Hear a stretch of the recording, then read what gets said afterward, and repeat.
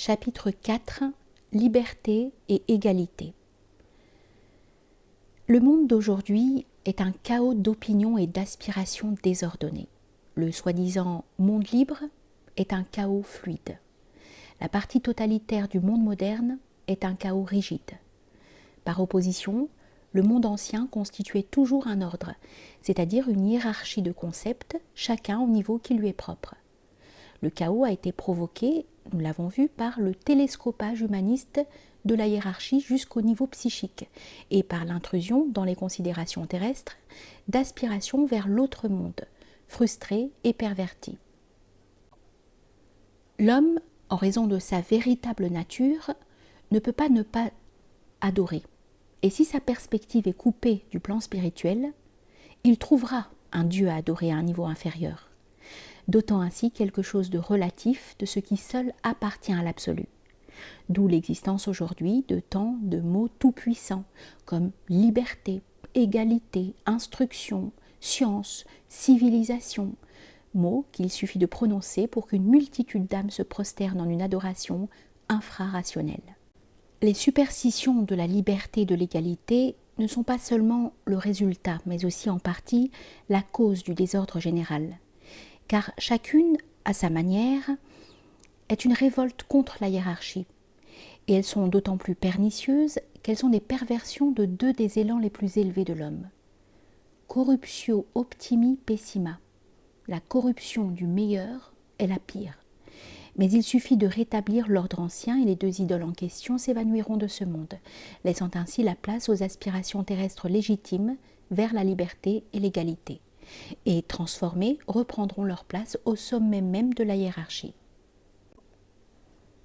Le désir de liberté est avant tout désir de Dieu, la liberté absolue étant un aspect essentiel de la divinité.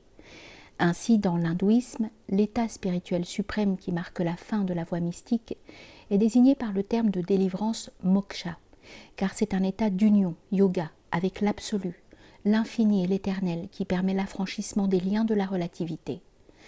C'est évidemment avant tout cet affranchissement auquel le Christ faisait référence lorsqu'il disait « Recherchez la connaissance, car la connaissance vous rendra libre ». Étant donné que la connaissance directe, la gnose, signifie l'union avec l'objet de la connaissance, c'est-à-dire avec Dieu. Mais cette parole du Christ possède également une application secondaire à un niveau inférieur. Une libération relative est obtenue par la connaissance directe des vérités spirituelles, car une telle connaissance signifie l'accès à un monde supérieur et par conséquent la possibilité de s'échapper de ce monde. Cette évasion est la sortie de la caverne, de la célèbre image de Platon, et il ne sera pas hors de propos de la rappeler ici car elle représente la perspective du monde ancien, à la fois oriental et occidental. Platon, ou plutôt Socrate, car c'est dans sa bouche que Platon met son discours, nous demande d'imaginer une vaste caverne souterraine dans laquelle se trouvent des prisonniers qui ont été enfermés depuis leur enfance. Ils sont assis en rang et font face à l'un des murs de la caverne, et sont enchaînés de telle sorte qu'ils ne peuvent pas tourner la tête. Étant seulement capables de regarder droit devant eux, un feu allumé derrière eux projette sa lumière sur le mur, et entre eux et le feu, on déplace des marionnettes, faites à l'image de toutes sortes de créatures terrestres, vivantes ou inanimées. Mais n'étant pas en mesure de tourner la tête, les prisonniers peuvent seulement voir les ombres que les marionnettes projettent sur le mur qui est devant eux. Socrate nous demande alors d'imaginer que l'un des prisonniers se libère de ses chaînes. Tout d'abord, il est capable de se retourner et de voir les marionnettes elles-mêmes, puis s'échappant de la caverne, il parvient au monde extérieur où l'on peut voir toutes ces choses dont les marionnettes ne sont que l'apparence. Pour commencer, il est seulement capable de regarder leurs ombres et leurs reflets dans l'eau, d'abord à la lueur de la lune, puis à celle du soleil. Ensuite, il est capable de regarder les choses elles-mêmes, et finalement il est capable de regarder le soleil. La caverne représente ce monde, et les prisonniers sont les mortels au cours de leur vie terrestre. Par manque d'objectivité, due à la paresse, à la stupidité et au parti pris, les prisonniers ne peuvent pas même voir nettement les marionnettes, c'est-à-dire les choses de ce monde. D'elles, ils ne voient que l'ombre, vague et indistincte, car à présent nous voyons dans un miroir et de façon confuse, mais alors ce sera face à face. Le monde extérieur est l'autre monde, qui contient les réalités spirituelles, dont les choses de ce monde sont les symboles. L'accroissement des pouvoirs de vision du prisonnier qui s'est échappé à partir du moment où il est parvenu au monde extérieur correspond exactement à la splendeur croissante du sourire de Béatrice, à mesure qu'elle guide Dante à travers les 7 cieux.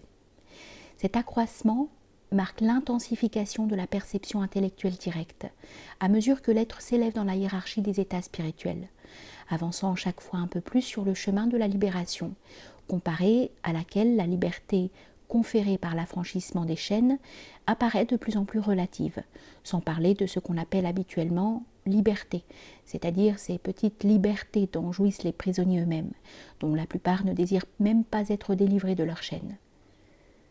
Socrate nous invite à imaginer de quelle façon les activités et les intérêts de ces prisonniers, centrés entièrement sur les ombres des marionnettes, apparaîtraient à celui qui est parvenu à l'illumination finale.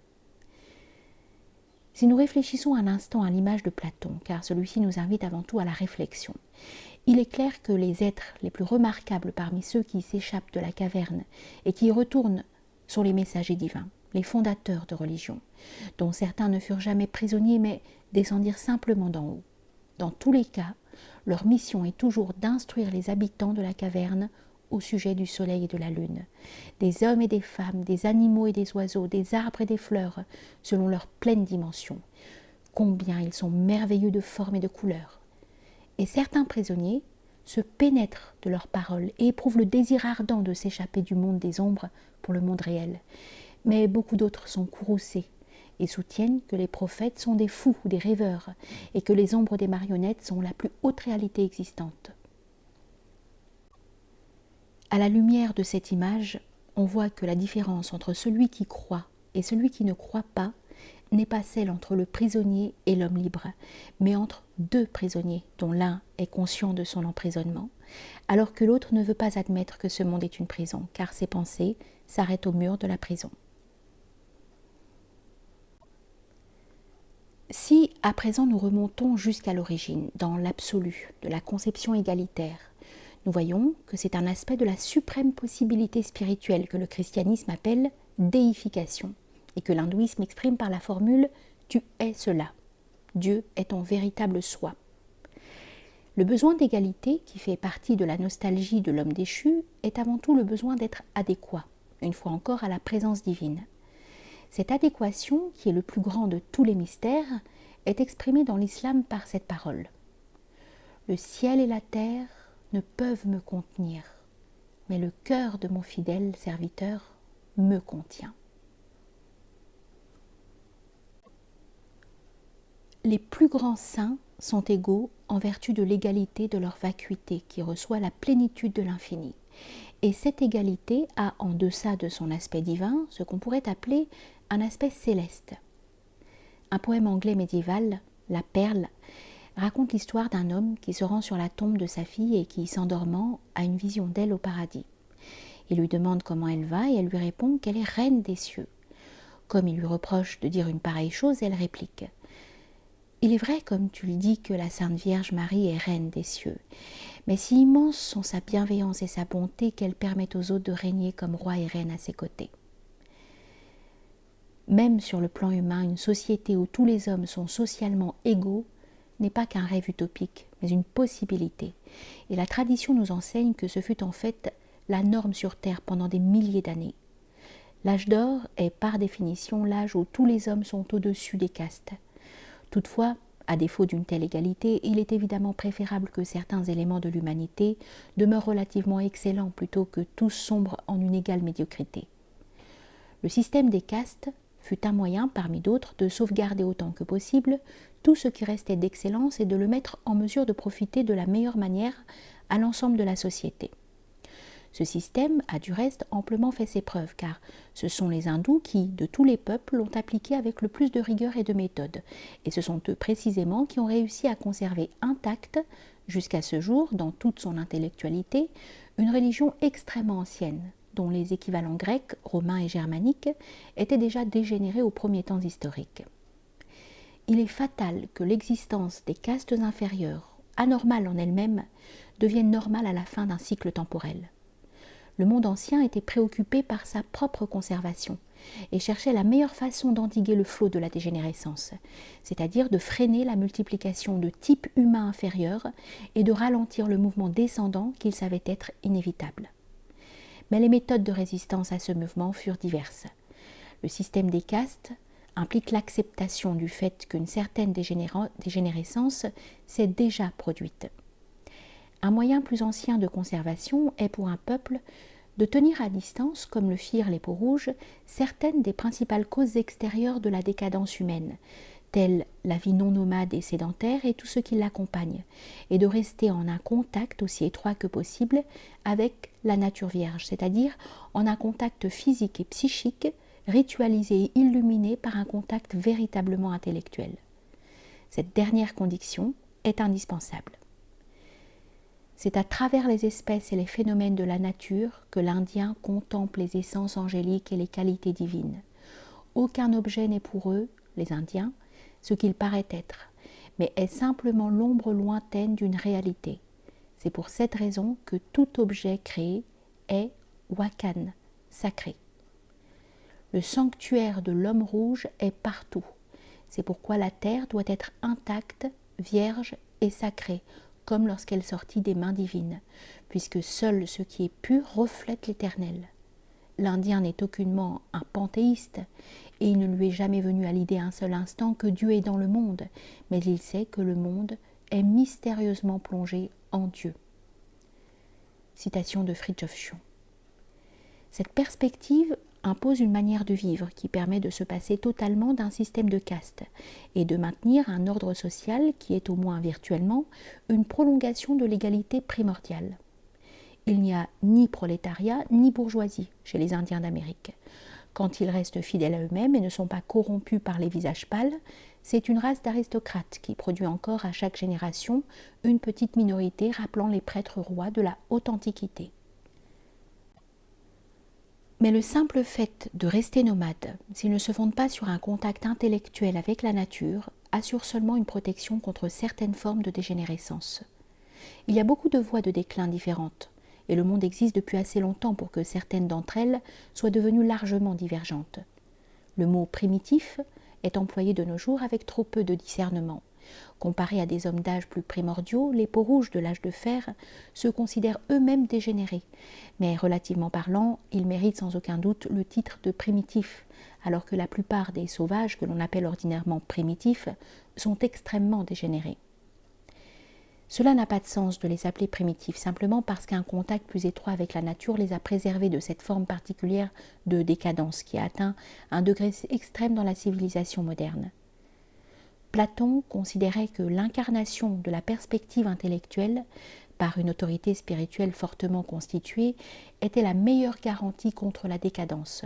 Et c'est là une opinion que partagent les Peaux-Rouges avec les hindous, aussi bien qu'avec les théocraties tardives de type sédentaire qui n'ont pas de système de caste. À la fois frappante et caractéristique est la façon dont les deux dernières théocraties cherchent à neutraliser ou à réduire au minimum les discordances entre caste et classe, c'est-à-dire entre les qualifications naturelles à une position sociale qui tend de plus en plus à n'être que le résultat de purs accidents. La chrétienté conserva l'ordre social existant en raison de sa correspondance partielle avec un véritable système de castes, mais elle institua au-dessus une caste supérieure ouverte à toutes les classes, tout en étant protégée des intrus par les sacrifices importants qu'elle imposait à ses membres. Dans l'islam, qui est un appel direct aux prêtres rois qui résident profondément dans la nature humaine, l'appartenance à la caste supérieure est imposée à toutes les classes. Mais le fossé entre l'idéal de l'âge d'or et ce qui existe dans l'âge sombre est comblé par l'insistance du Coran et du prophète au sujet des degrés. S'il serait faux de dire que la civilisation islamique est pénétrée du sens de la caste, on peut tout à fait affirmer qu'elle est profondément imprégnée du sens de ce qui constitue la nature profonde du système des castes, à savoir le sens de la hiérarchie des différents degrés des possibilités spirituelles humaines. Ainsi, pour le musulman, La hiérarchie mondaine des distinctions sociales est avant tout éclipsée par l'égalité virtuelle de la prêtrise et remplacée alors par la hiérarchie spirituelle dans le cadre de cette égalité. En considérant la manière dont il serait possible en pratique de constituer un état idéal, qu'il nomme aristocratie, Platon dit qu'il serait d'abord nécessaire de trouver de véritables philosophes et de les établir comme souverains, même si cela doit se faire contre leur gré. De la description qu'il fait de ces aristocrates, il est clair qu'il ne s'agit rien moins que de saints, dans la plus pleine acception du terme, car le véritable philosophe est celui qui s'est échappé de la caverne et qui a une vision directe du soleil. L'état de Platon est en fait une théocratie. S'étant échappé de la caverne, l'aristocrate au vrai sens platonicien est désormais capable d'aller et venir entre elle et le monde d'en haut.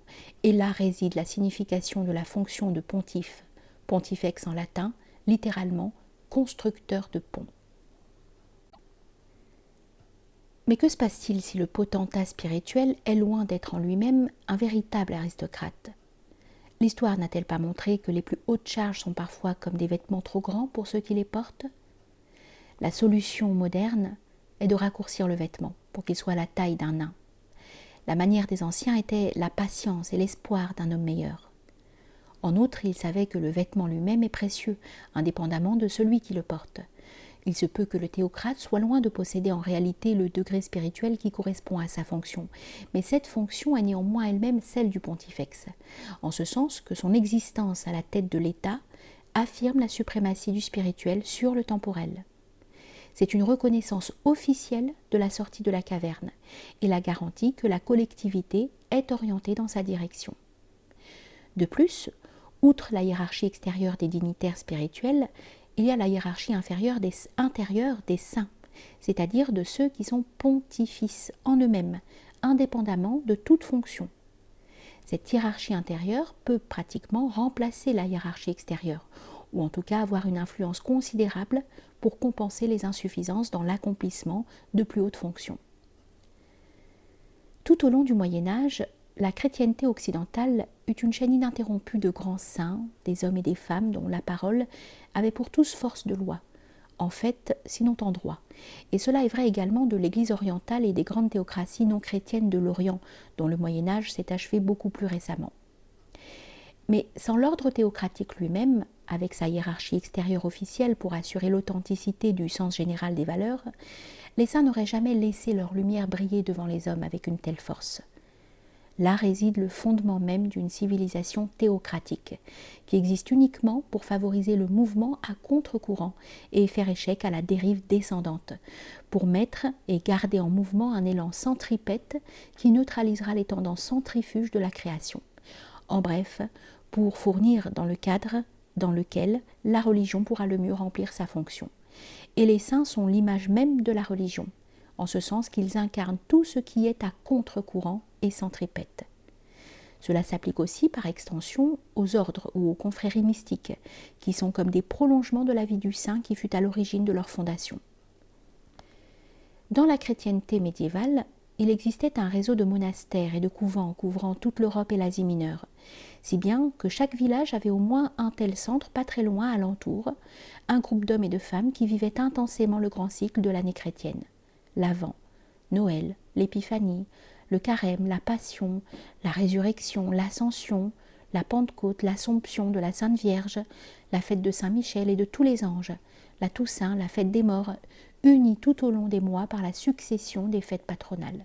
Et le fait de vivre intensément ce cycle mettait en mouvement un puissant tourbillon spirituel dans lequel il était difficile de ne pas être entraîné dans une certaine mesure. Chaque centre dispensait à tous une instruction religieuse élémentaire et la charité à ceux qui en avaient besoin.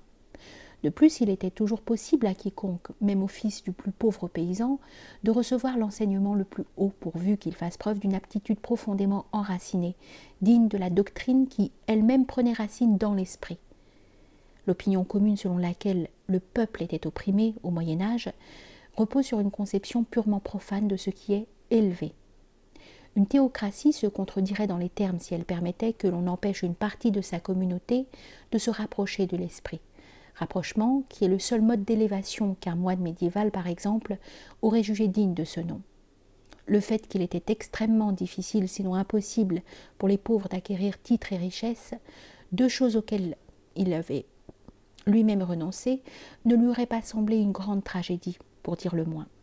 Mais pour ce qui est de l'élévation au sens positif, même le système des castes le plus rigide est tenu d'autoriser, en marge de la société, l'existence d'une voie ascendante ouverte à tous, sans restriction, y compris aux membres de la plus basse caste.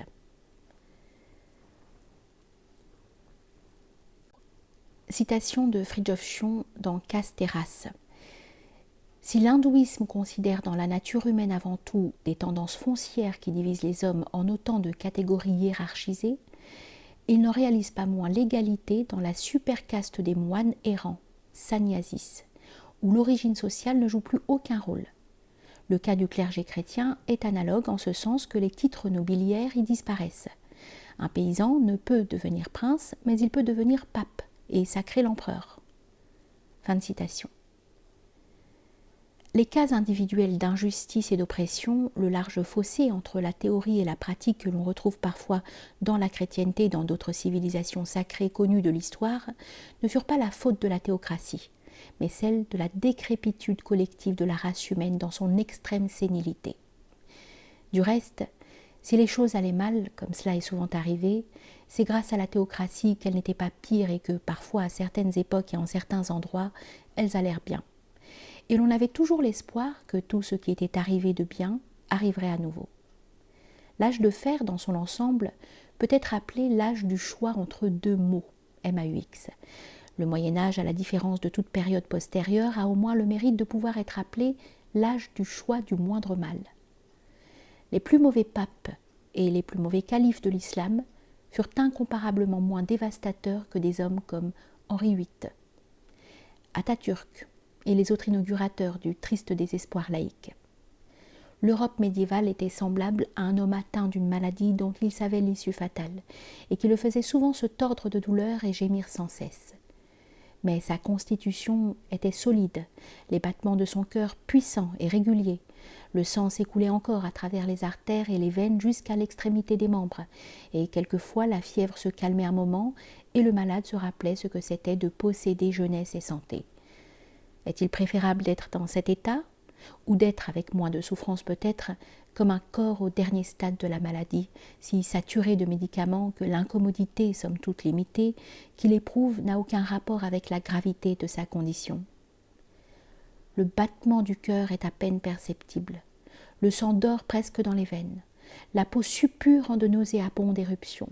Certaines parties périphériques du corps sont déjà atrophiées et le patient, selon qu'il est plus proche du coma ou du délire, murmure ou divague « Je vais mieux de jour en jour ». Mais s'il est possible pour un individu de tomber au-dessous de la collectivité, bien que sans doute l'expression au-dessous soit à utiliser avec prudence, car l'abîme de la détresse peut être moins bas qu'une certaine satisfaction, il lui est également possible de s'échapper en un sens positif du mouvement général.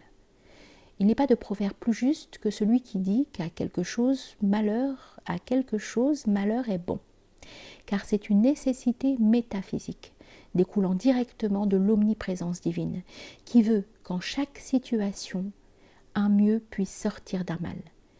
Dans le cas présent, l'un des aspects de ce mieux pourrait être exprimé comme suit.